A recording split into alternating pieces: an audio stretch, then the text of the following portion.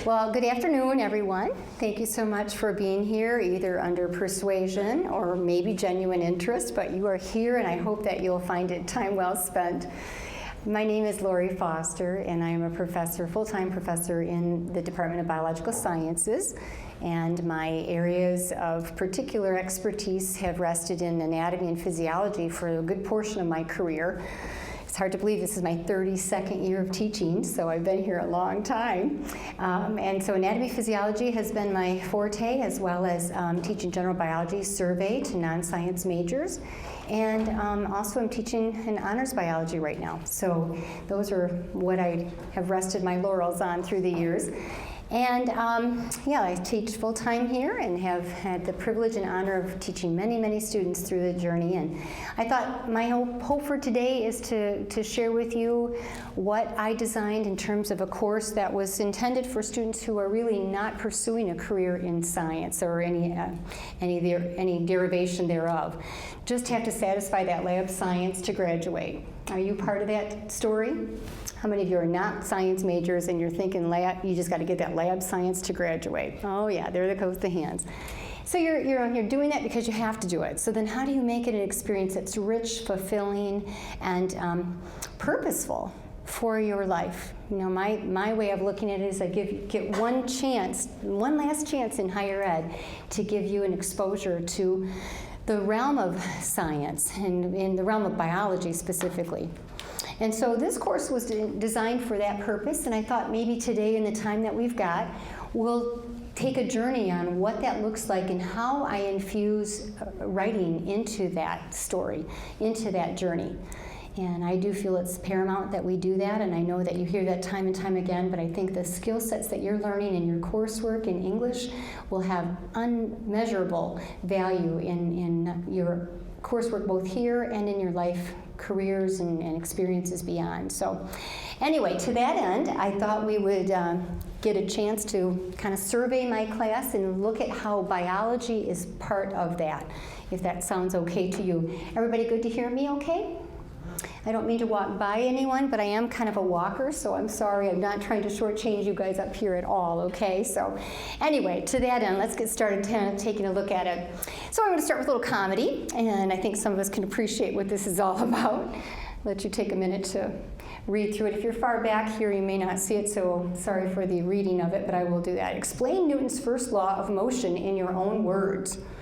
And he pauses, and he ponders, and his words are, Yaka fub ma grug paba obzink watum guzork tumble spuzz. And he says, I love loopholes.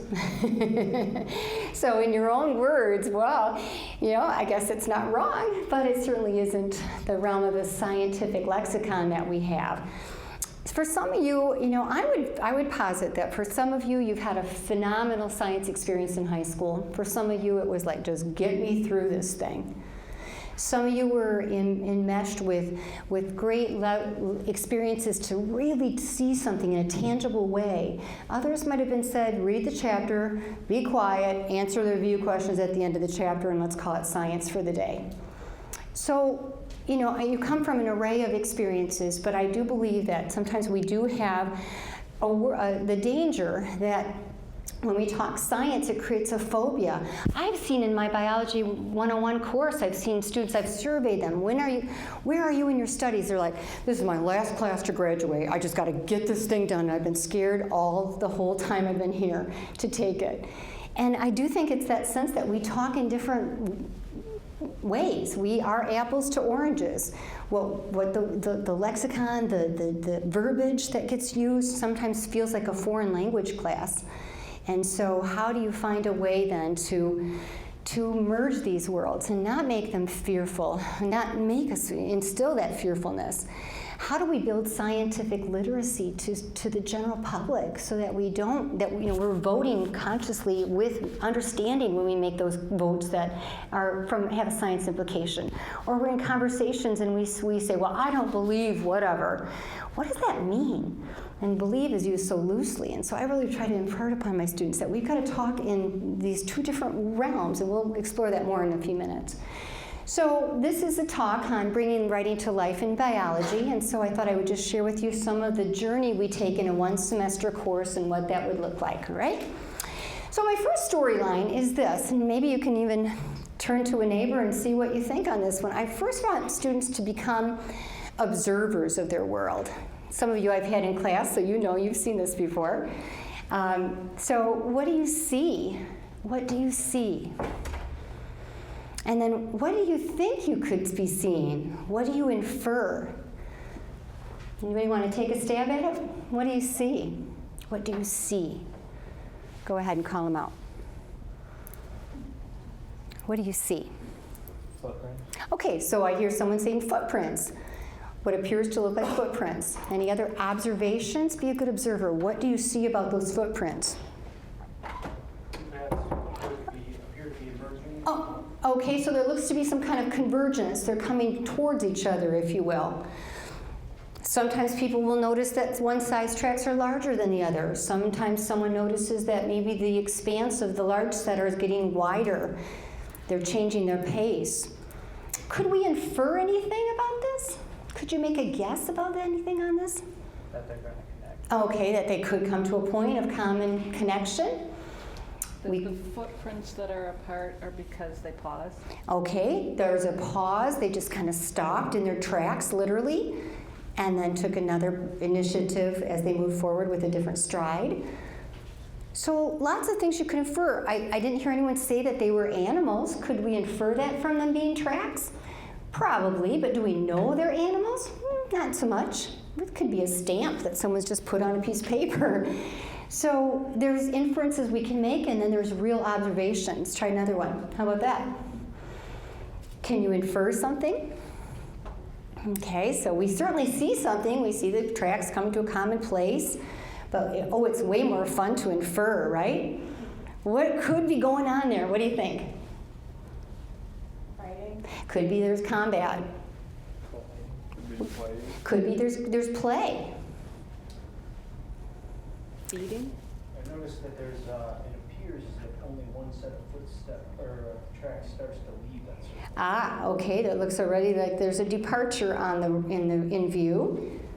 And Marianne, I think you had one? I was saying feeding, like Okay. coming toward a food source. Yeah, okay, like a feeding station, that there's something there. So let's go to the third. And your observation was keen to see that next tracks, the larger tracks leaving. What could you infer is so much easier than what you see.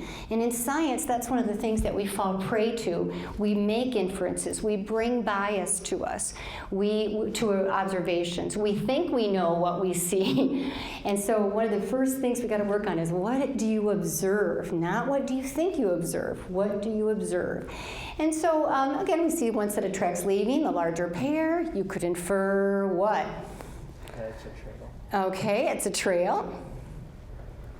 We could infer one is still at this feeding station, the other is left. One flew off, the other walked away. One got ate by the other. One became the lunch of the other one. Okay, so anyway, a lot of things we can do. And so the point, I guess, around all this that I lead my students to is there was a critical change agent in biology named Charles Darwin. Have you heard of him? Okay, so Charles Darwin, claim to fame being what? Theory of evolution, right? Wrote an amazing text, very boring if you ever have to read it, but it's nice to learn about, called The Origin of Species. And I don't mean boring in a facetious way, it's just very detailed, and so it takes a real purposeful effort to get through it. But he was a change agent in his time. I mean, this is early 1800s. And so I bring home to my students, what is it like to be an observer at a time when you didn't have your cell phone? You couldn't shoot a picture of it. You couldn't even really shoot a camera at all. The camera was just under invention in the early 1840s. So how could you go about traveling around the globe, which he did at a young age of 22 years old, for 5 years, detailing out what he saw in writing and sending it back to the Royal Society of London for their review? Can you imagine when they first got one of his excerpts coming back from his sojourns? And truly, one of his pieces, I'm give me a little grace for extrapolating on this, but it was something to the effect, I have seen the most amazing horse with horizontal stripes running across its body in black and white. And I'm sure they're going, what's he smoking out there? what's going on? Can you imagine when he saw his first ostrich, a 6-foot bird that's not able to fly, but 6 foot tall? Okay, so he had all these amazing creatures that he was trying to describe, and he had to describe them in words that were descriptive enough to envision them. So I know some of you one-on-one students that I've had in here, a couple of you, you've done this before, but none of the others have, so I just wanted to show you what that might look like. So I don't know if you'll play with me on this, but it'd be fun if you try. If one of you could kind of close your eyes, if you sit by, you could kind of find 2 people. If you're not close to someone, do the best you can. But if you're far away from a single person, maybe you could just scooch together a minute. Have one of you close your eyes, and the other one look and see what I'm going to show you. So if you can agree to that, have one of you close, or maybe someone just close your eyes and just listen to what you hear around you. Let's just try it, okay? Eyes closed for somebody, or look down. Just don't even look up, okay? That might be just as easy. All right, let's try it. So, if you're looking on the screen, can you describe this organism to someone who isn't able to see it? Go ahead and describe it in words.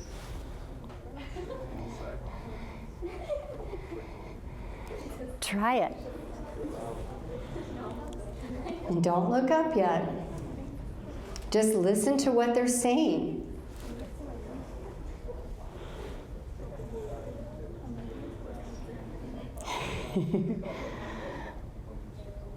Okay, I hear. Listen to you guys. Good job. Thank you for trying. It's way harder, those of you who are just choosing to look, it's way harder to listen and now get a visual clue. So if you've been listening, go ahead and look up and see if that fits the bill. Is that how you described it? Is that how you heard it? Deviate from what your vision was of that? So imagine the challenge before him to be a writer that had to be so proficient and so detailed that it could bear significance in the Royal Society of London, supporting his career for 5 years. He did happen to be married to a very wealthy woman, Catherine Wedgwood, claim to fame of the Wedgwood China. I don't know if you're familiar with that, but nonetheless, he still had to prove his scientific proficiency. Try one more just for kicks. Change the job. If you described it last time, close your eyes or look down, and let's try this one. Okay, here we go. Oh, what the world.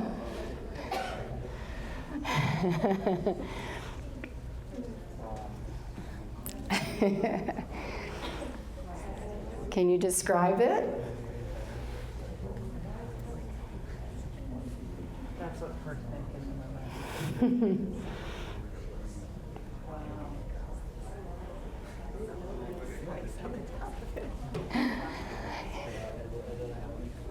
Okay, I see about 7 or 8 of you that are doing this, so I'm going to honor that you're taking time to do that.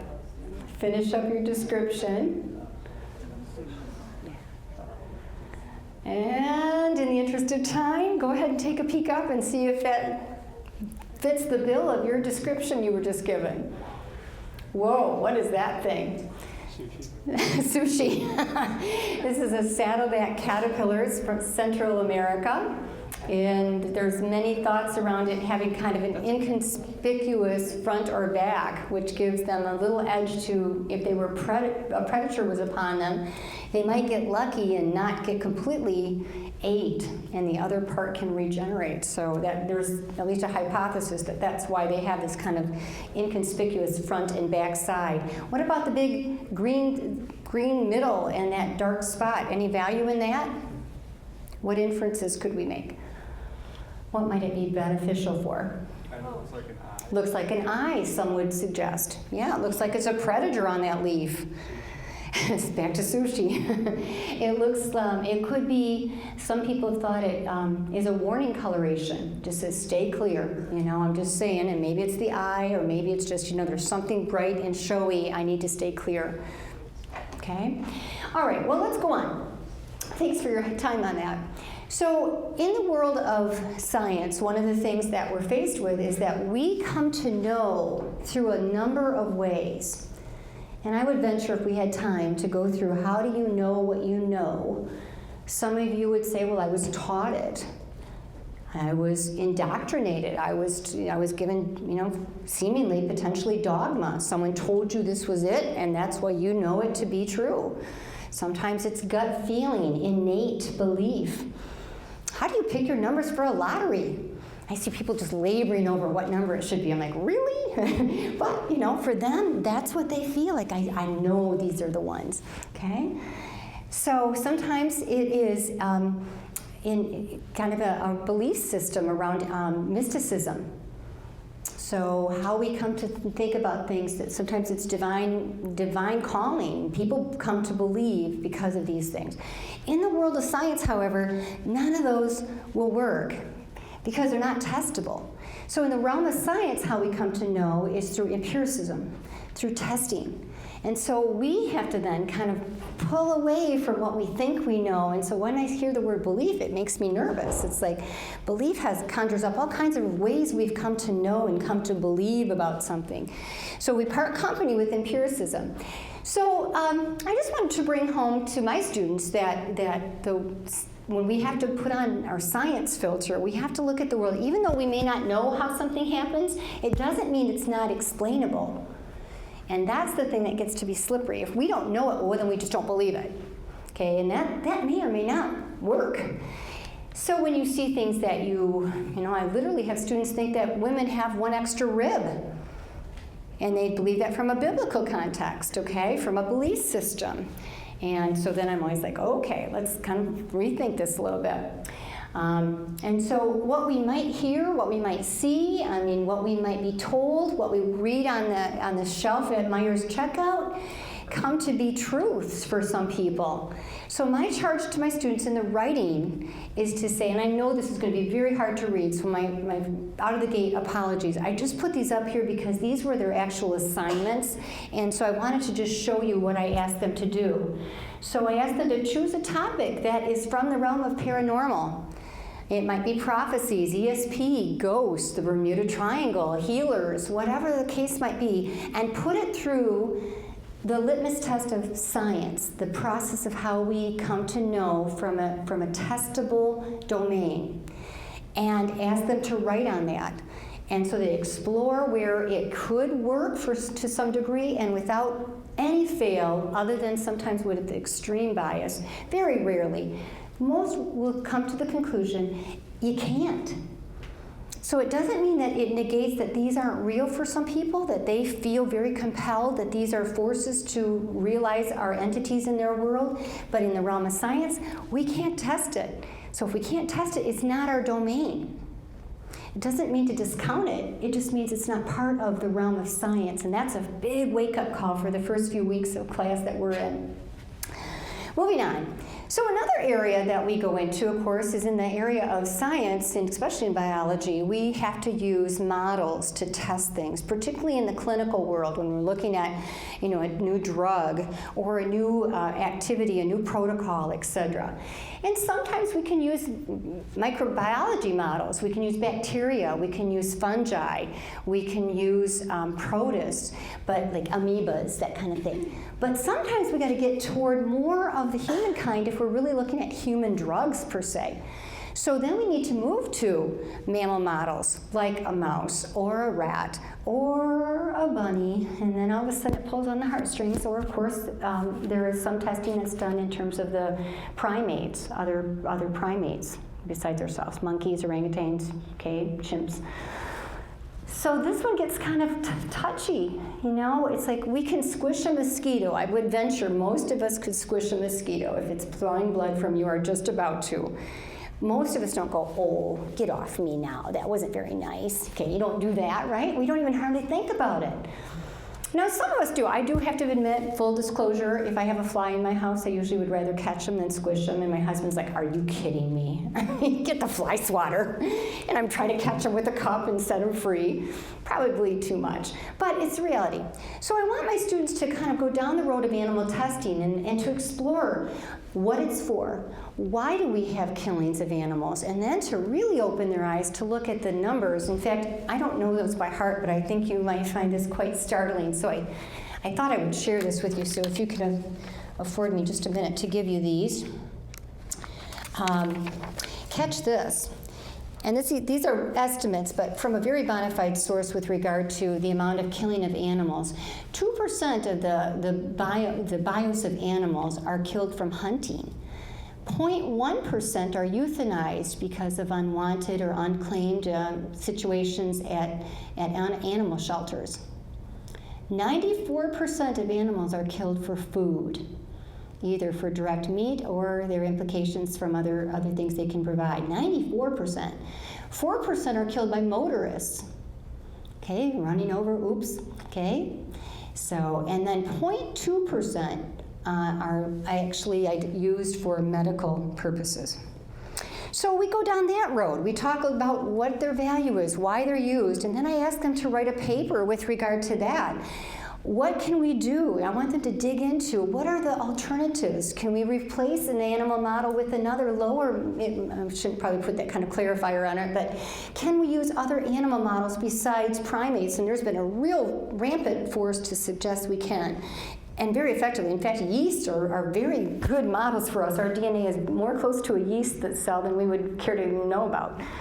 So, and then how do we reduce it? What is the critical minimum number of animals that have to be tested and have to have situations play out in them before we can say, yeah, we've drawn some conclusions. Okay, it's safe or it's not safe. Okay? And then finally, refinement. How do we fine-tune it to the most simplest procedure, if you will, that gives them the least harm to them, so that, again, we can do the very best we can. And I know it does sometimes seem cruel to think about animals being used for this, but it's so real in our world. If any of you have contact lenses in your eyes, you can thank a bunny, because before they ever went into your eyes, Bausch and Lomb and the likes thereof used rabbits to put their contact lenses on. And they had to find out, how do you think they figured out what extended wear contacts look like? Before they ever got in your eye, they had to be tested before they got allowed to. So, and there's all kinds of tragic, terrible misuses. Certainly they're out there. But it's that good outweighing the bad. And then that humanness, why do we matter more than an animal? Those are those debates that we have to come to reconcile. So I asked them to write a paper with regard to that. Moving along a little faster here. This is the thing I'm sure you guys have seen when you were in 5th grade, 7th grade. Do you remember the parts to the cell? Do you guys remember in high school having to make a cell? Okay, a lot of times it's a real typical thing.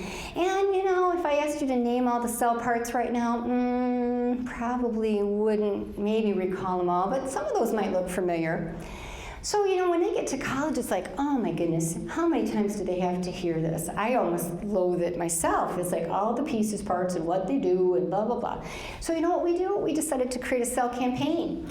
So they have to write a marketing approach that has them pick an organelle and defend why it has its value inside the cell.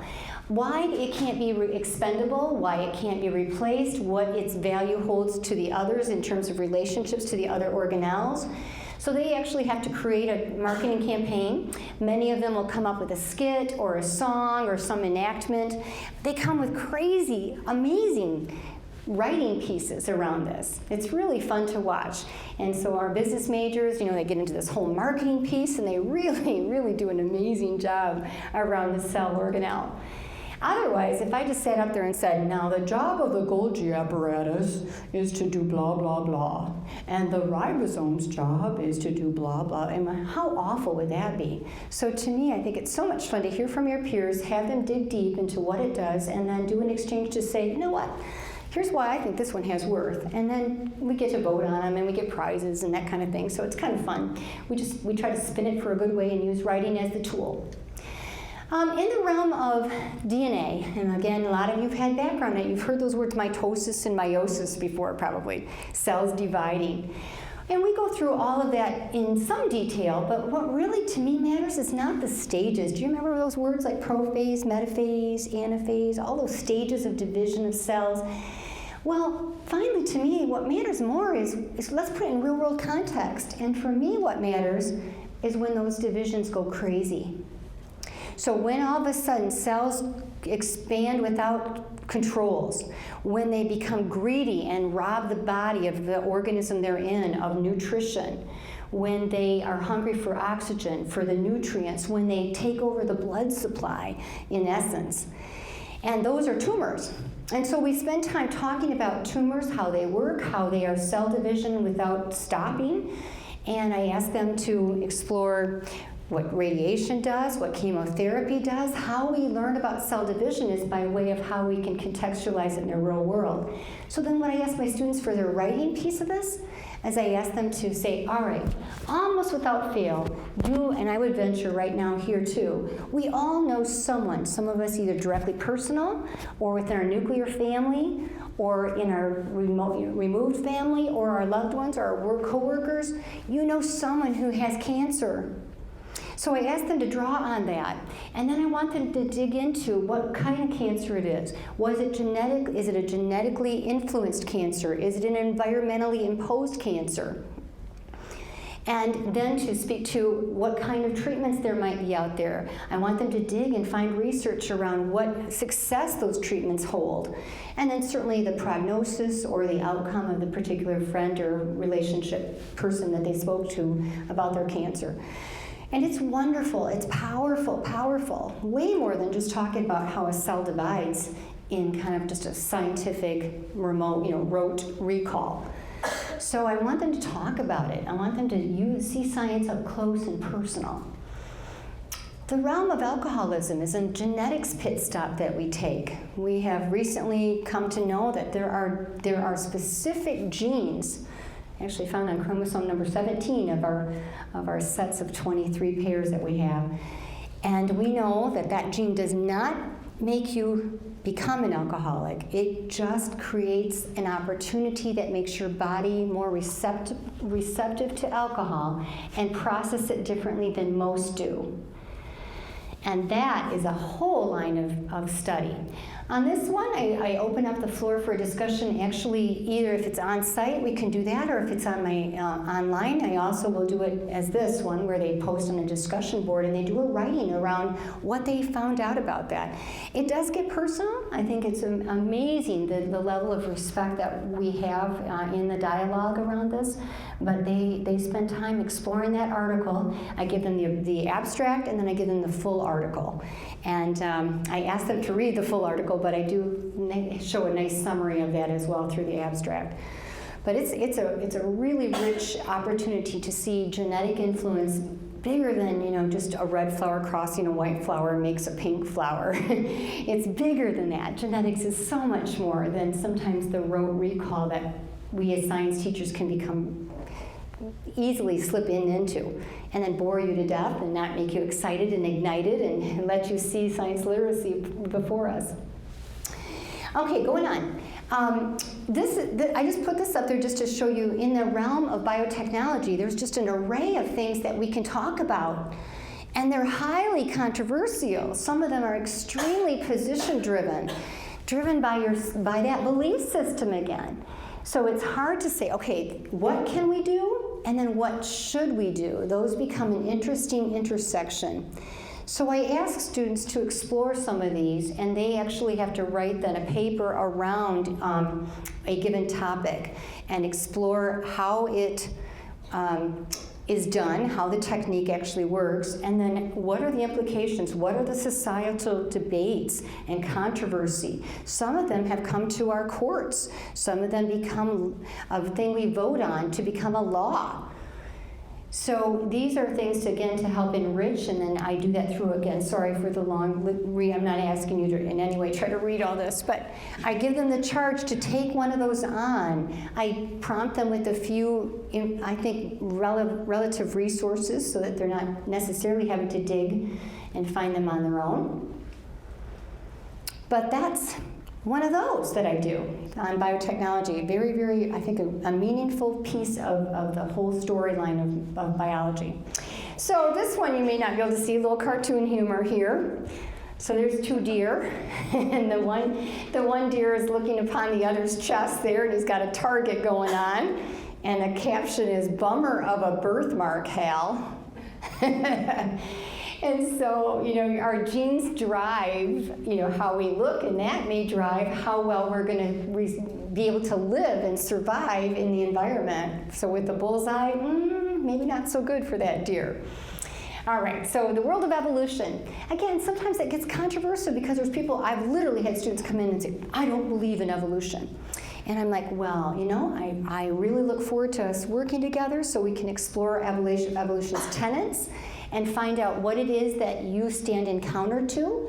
And then let's rechange the word. I may not accept its premises, but to say I don't believe in it, belief has nothing to do with evolution, because evolution is a study. It's a mechanism by where we look at change.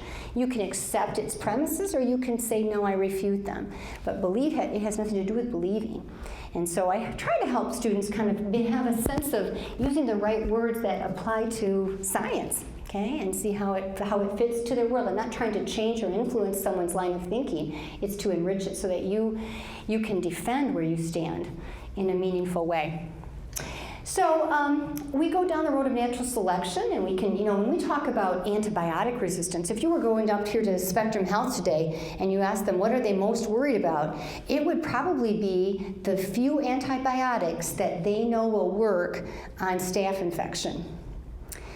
We have overused antibiotics so much that eventually our organisms find their way of surviving those and passing that survival predisposition onto their offspring. Well, anyway, so I asked them to personalize it more even to a reality of our own world. Tuberculosis is a very dreadful, dreadful disease. It is predominantly found in countries that are underdeveloped, little medical care. And so is it our responsibility as citizens of the United States to take upon and care for them and help educate, help bring antibiotics that help them, give them the antibiotic regimen, which is very integrated. There's several antibiotics that have to be used. Should we go to these places of the world and care for them? So that's the kind of things that we're trying to look at in this. Going on, we talk about race and what race is and what it isn't. In our classes, we try to bring home that racism is alive and well and needs to be addressed. But race, from a biological context, really isn't supported. In other words, our genes are so much alike. 99.8% of our genes are the same, independent of whatever esoteric surfaces we have. And so, how can we account for differences in skin tone? How do we account for differences in eye shape, in nose bridge, etc., nose length? And those are all things that we can go into the realm of science and look at, in the history of humankind on Earth, why they had benefits and where they had benefits to have those features, and how those get preserved over time and over numbers of generations. So we do that.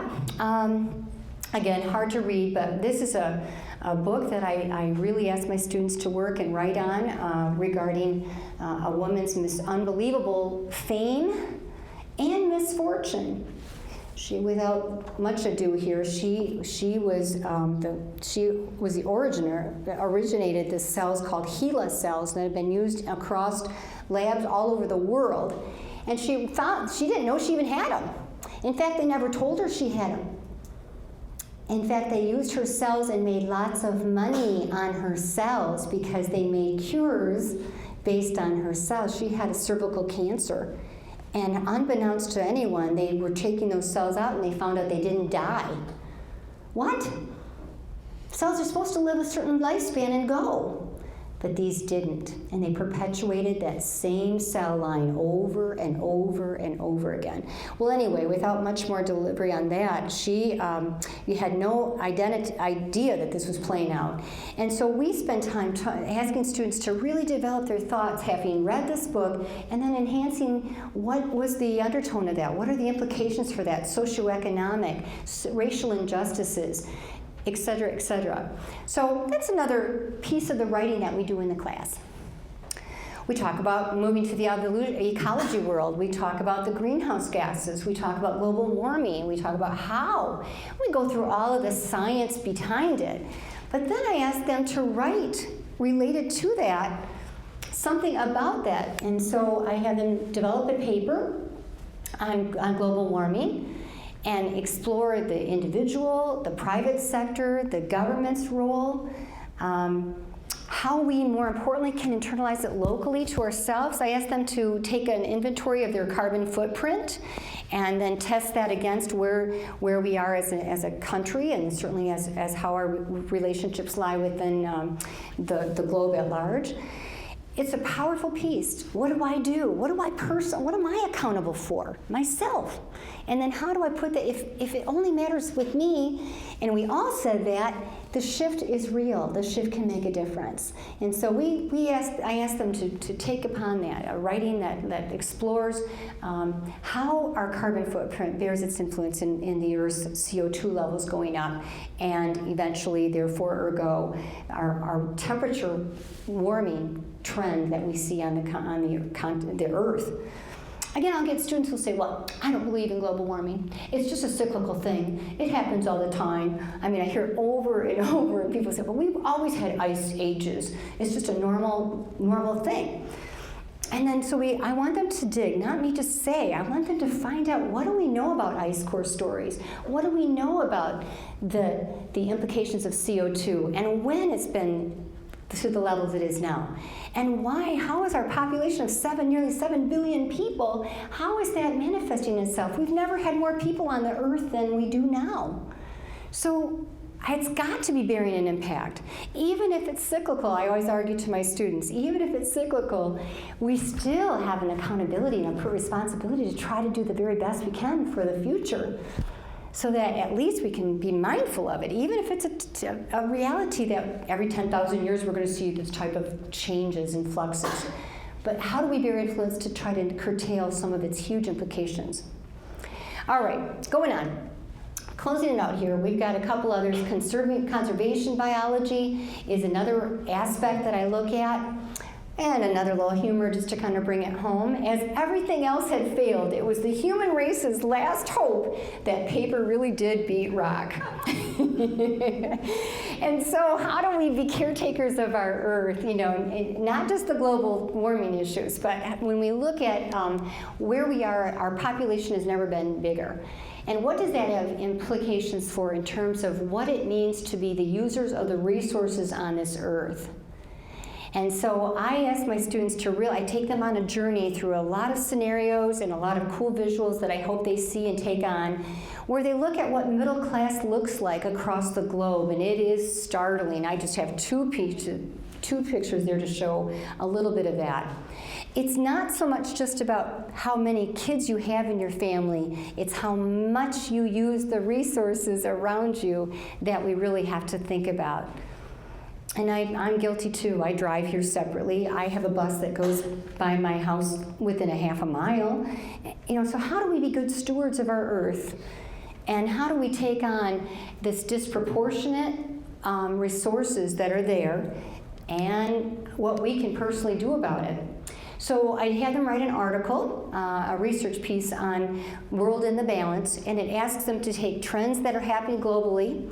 It asks them to take on the great divide of the rich versus poor, and explore what that means to them themselves. And oh my goodness, folks, it is amazing. The insights, the impressions that have been made, the turning in and starting to reflect in their writing about, I never thought about it this way, or I am totally going to give some, readjust my way of thinking about what my closet looks like, about what consumables I use, about what fast foods I choose. All kinds of amazing stories that are related to this article, this paper that they're developing around World in the Balance. Okay, and then a couple more on the environment. Okay, English majors, and tell me what that is.